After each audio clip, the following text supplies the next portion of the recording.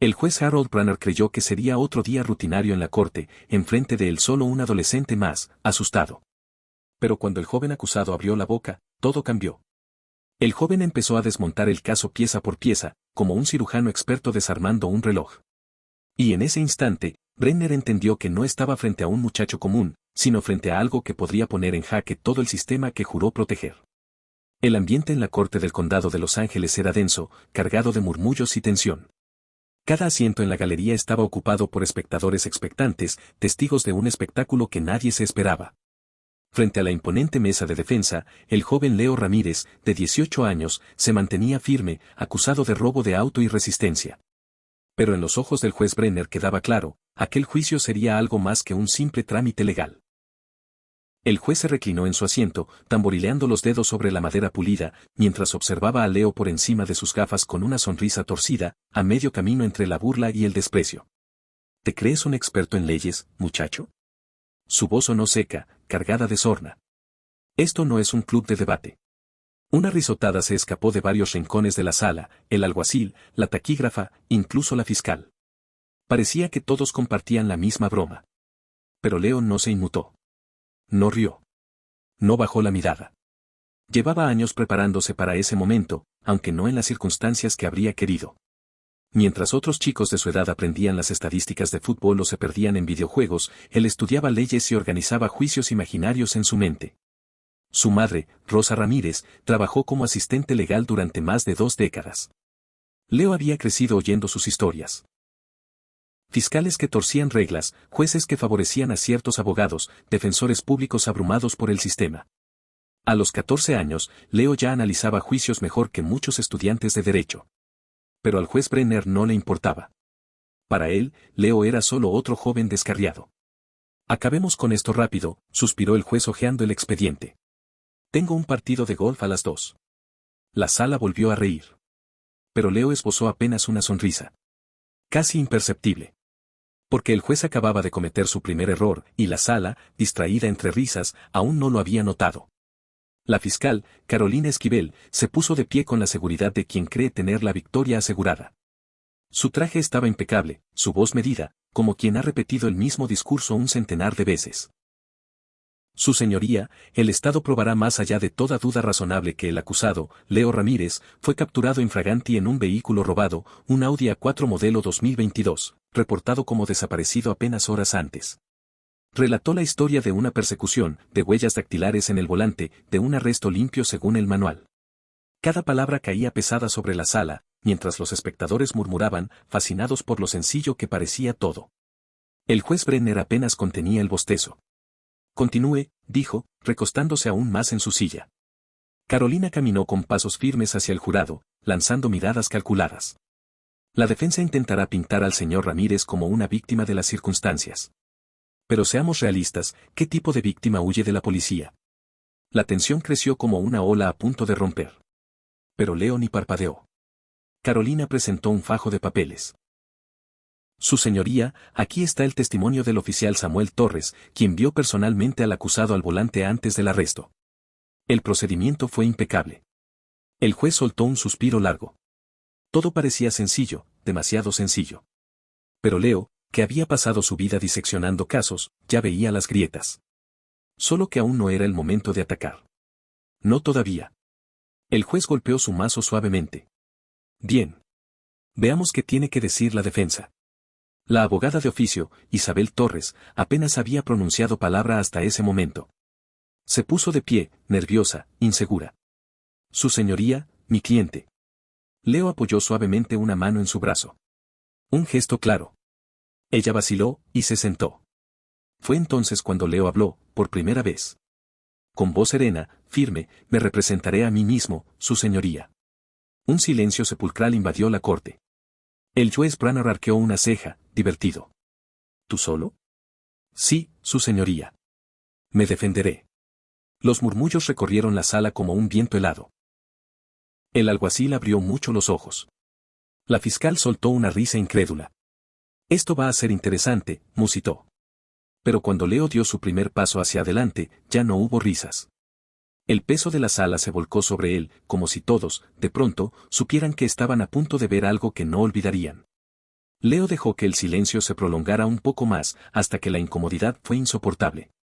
Entonces habló: antes de comenzar, su señoría, quisiera confirmar algo con la fiscalía. Carolina cruzó los brazos, con gesto de fastidio. Adelante. Leo dio un paso, sin apresurarse. ¿Usted dijo que el oficial Samuel Torres me vio personalmente al volante? Así es, respondió Carolina, con una mueca de superioridad. ¿Y ese testimonio consta en el informe oficial? Por supuesto. Leo asintió despacio, volviendo la mirada al juez: su señoría, solicito que se descarte ese testimonio como prueba. El juez frunció el ceño, desconcertado: ¿con qué fundamento? Por primera vez, Leo sacó las manos de los bolsillos y señaló con firmeza hacia la fiscalía: porque el oficial Torres nunca me vio. Ni siquiera estaba de servicio cuando comenzó la persecución. El rostro de Carolina palideció ligeramente. Una ola de confusión recorrió la sala. ¿De qué estás hablando?, espetó la fiscal. Leo sonrió de lado. Dio otro paso hacia el centro. Y todos en la sala supieron: esto apenas comenzaba. Su señoría, si la corte lo permite, dijo Leo con una calma que contrastaba con la tensión en el ambiente, quisiera solicitar la verificación de los registros de GPS del oficial Torres de esa noche. Si en su informe asegura que me vio al volante, entonces sus registros deberían coincidir con esa ubicación exacta. Dejó la frase flotando en el aire, como una amenaza silenciosa. Aunque, tengo la sensación de que no coincidirán. Un murmullo inquieto recorrió la galería. El juez Harold Branner miró a la fiscal Carolina Askidahl con un gesto inquisitivo. Fiscal, ¿algún inconveniente en verificar esos registros?, preguntó con tono neutro, pero sus ojos no escondían la curiosidad. Carolina tragó saliva, tensa. Su silencio fue demasiado largo, tan largo que todos, el jurado, el público, y sobre todo el juez, captaron la vacilación. Leo respiró hondo, dejando que el momento madurara como un fruto a punto de caer. Había visto esa escena tantas veces en sus estudios: cuando un fiscal duda, es porque algo oculta. Brenner suspiró con hastío, frotándose las sienes: ¿alguna objeción, fiscal? Carolina, sin más remedio, negó con la cabeza, crispada. No, su señoría. Pero el daño ya estaba hecho. Por primera vez en todo el juicio, nadie se reía. El silencio se apoderó de la sala. La atmósfera era tan espesa que parecía que apenas se podía respirar. Intentando retomar el control, Carolina se adelantó: su señoría, mientras esperamos esos registros, permítame recalcar que las huellas del acusado estaban en el volante del vehículo robado. Leo asintió, sereno. Eso es cierto, admitió, avanzando un paso, más confiado que nunca. Pero hablemos de esa prueba. Brenner arqueó una ceja, intrigado, haciéndole un gesto para que siguiera. Leo se volvió hacia el jurado, mirándolos a todos a los ojos, uno por uno, con la seguridad de quien tiene la verdad de su lado. La fiscalía quiere que crean que encontrar mis huellas en el coche es suficiente para condenarme. Pero piensen lógicamente, hizo una pausa breve, midiendo cada palabra: imaginen que van a una tienda y se prueban una chaqueta. La tocan, la abrochan, tal vez meten las manos en los bolsillos. Luego la cuelgan de nuevo y se van. Horas más tarde, alguien roba esa chaqueta. ¿Significa eso que ustedes son los ladrones solo porque encontraron sus huellas en la prenda? Un par de miembros del jurado intercambiaron miradas incómodas. Alguien en el público murmuró algo. Leo aprovechó el momento como un maestro en su escenario. El coche en cuestión, prosiguió, estuvo estacionado afuera de un supermercado 7-Eleven varias horas antes del supuesto robo. Yo estaba adentro con 3 amigos. Cuando salimos, me recargué en el coche. Incluso abrí la puerta, porque estaba inseguro. Se encogió de hombros, como si describiera una travesura adolescente más. Fue curiosidad. Nada más.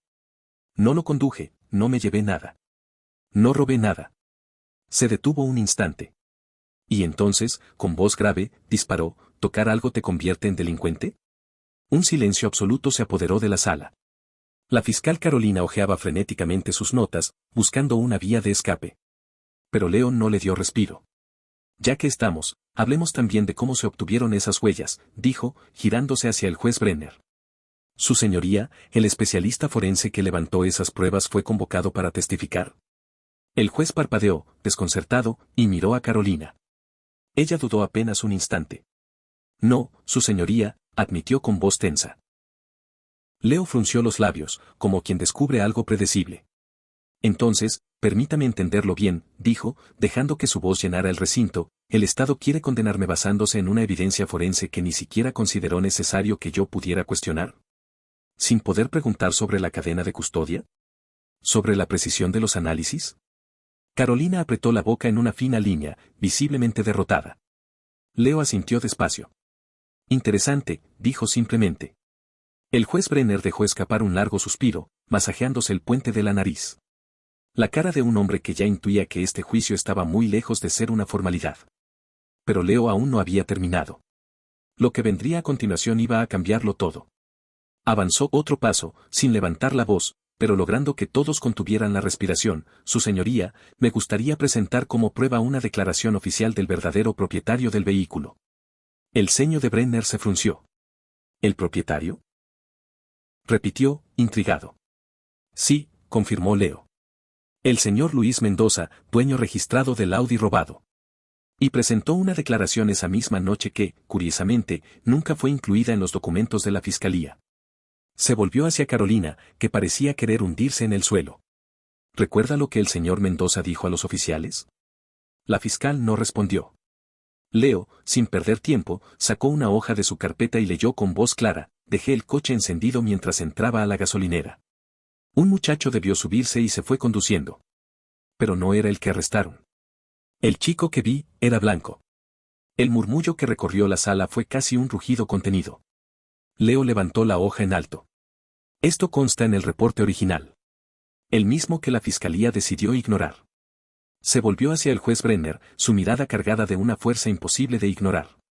El oficial que me arrestó omitió este detalle en su testimonio. La fiscalía lo pasó por alto. Y aún así pretenden convencerlos de que yo, alguien que ni siquiera coincide con la descripción física del verdadero ladrón, soy culpable más allá de toda duda razonable. La fiscal Carolina dio un paso al frente, apresurada, casi tropezando. Pero el daño ya estaba hecho. La sala había cambiado. Y todos lo sabían. Su señoría, eso es irrelevante, interrumpió Carolina Asquidao, su voz cargada de frustración. El acusado fue sorprendido en posesión del vehículo. Pero Leo negó con la cabeza, tranquilo, firme. No lo fui. No gritó. No levantó la voz. Pero sus palabras retumbaron como un disparo dentro de la sala. Me detuvieron a varias cuadras de donde se abandonó el coche, continuó. Iba caminando hacia mi casa, después de comprar unos bocadillos con mis amigos. No estaba en el coche, no estaba corriendo. Lo único que me vincula a este caso son suposiciones apresuradas y un trabajo policial descuidado. El juez Harold Branner soltó un suspiro largo y agotado, masajeándose las sienes. El caso, que al principio parecía tan sencillo, se desmoronaba a la vista de todos. Leo se giró hacia el jurado, su voz templada, pero su mirada incendiaria. El verdadero sospechoso escapó esa noche. Los oficiales encontraron a un muchacho latino en la zona, y asumieron que eso era suficiente. De eso realmente trata este juicio. La sala se hundió en un silencio pesado. Un silencio que decía más que 1000 palabras. El juez Brenner se acomodó las gafas con resignación. ¿Algo más por parte de la fiscalía? Carolina Esquivel permaneció inmóvil, el rostro rojo de impotencia. Apretó los labios, y luego, con voz apagada: no, su señoría. Brenner respiró hondo, miró a Leo durante un largo rato, y luego se volvió hacia el jurado.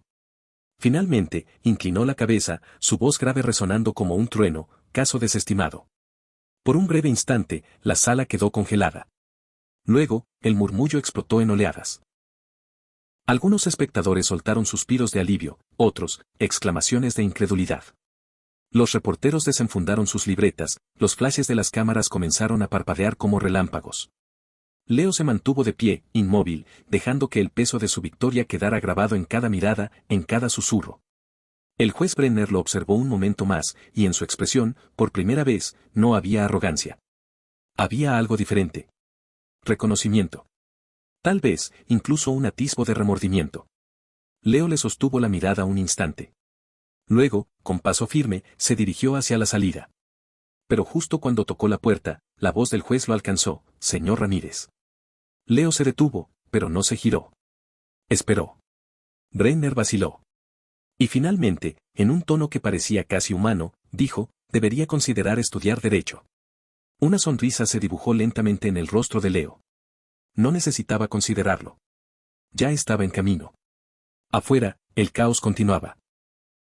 Los reporteros se agolpaban en las escaleras, empujándose unos a otros, lanzando preguntas como disparos. Leo, ¿sabías que el juez iba a desestimar el caso? ¿Cómo se siente haber vencido a una fiscal con años de experiencia? ¿Qué vas a hacer ahora? Leo subió la capucha de su sudadera, apartándose de ellos. No le interesaba el circo. Esto nunca fue sobre impresionar a nadie. Era algo mucho más grande. Al pie de las escaleras, esperándolo con los brazos cruzados, estaba su madre, Rosa Ramírez. Su rostro serio, sus ojos brillantes. Lo miró en silencio durante unos segundos eternos. Luego negó con la cabeza, soltando un suspiro entrecortado. Mijo, casi me matas del susto. Leo se rascó la nuca, soltando una pequeña carcajada. Tenía que arriesgarme, ma. Ella lo miró otro segundo más, como buscando en su rostro al niño que una vez crió. Finalmente lo abrazó con fuerza, protegiéndolo del mundo, del ruido, de todo. Siempre fuiste el terco de la familia. A su alrededor, los flashes seguían disparando. Pero Leo ya no escuchaba ni veía nada de eso. Al otro lado de la calle, recargado contra su coche, el juez Harold Branner también observaba. Pero ya no era el mismo hombre arrogante que había comenzado ese juicio. Algo había cambiado en su interior.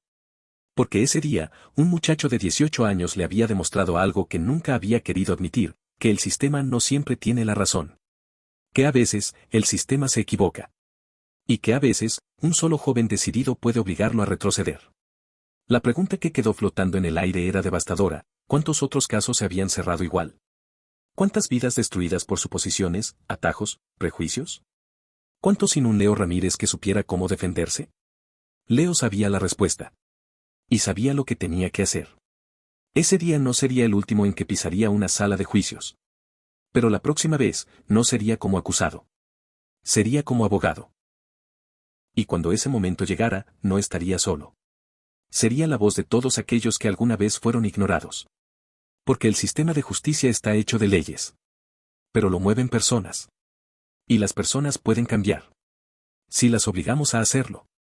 Si esta historia te hizo pensar, aunque sea por un instante, compártela. La próxima vez, el acusado podría no ser Leo. Podría ser alguien que conoces. A veces, la verdad no necesita gritar para hacerse escuchar, solo necesita a alguien valiente dispuesto a defenderla. Leo no solo ganó su libertad, también expuso un problema mucho más grande, un sistema que muchas veces se mueve más por prejuicios que por justicia real. Esta historia nos recuerda que saber nuestros derechos puede ser la diferencia entre ser silenciados o ser escuchados. Y que, en un mundo donde muchos se conforman, siempre habrá quienes decidan luchar. Porque el cambio no empieza en los grandes discursos, sino en pequeños actos de coraje como el de Leo. Si esta historia te hizo reflexionar, no olvides darle like, suscribirte al canal, compartirla a tus amigos. Tenemos una historia nueva todos los días. Nos vemos mañana.